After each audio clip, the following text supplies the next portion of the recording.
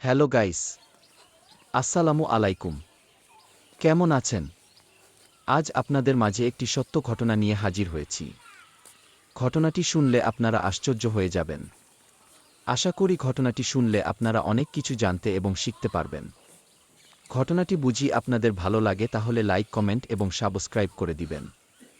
ঘটনাটি সম্পূর্ণ সত্য ঘটনা, তাই বেশি বেশি শেয়ার করে দিবেন।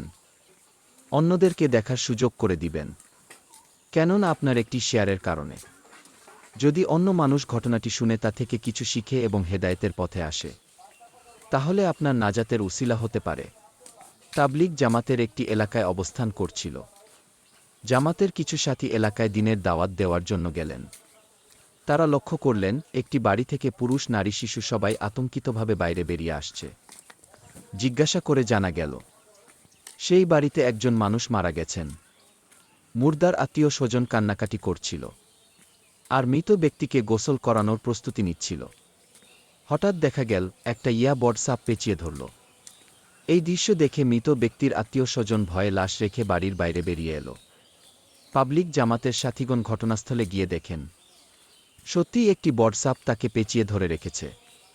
তারা মৃত ব্যক্তির আত্মীয় স্বজনকে বললেন, এই সাপ হচ্ছে মৃত ব্যক্তির মন্দ কাজের প্রতিচ্ছবি।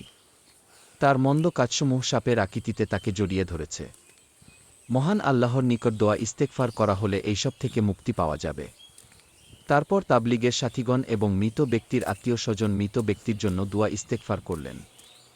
মহান আল্লাহ তাআলার জিকির করলেন, কুরআন তেলাওয়াত করলেন। কিছুক্ষণ পর দেখা গেল সাপ নেই, চলে গেছে। তারপর মৃত ব্যক্তিকে গোসল দেওয়া হলো, কাফন পরানো হলো।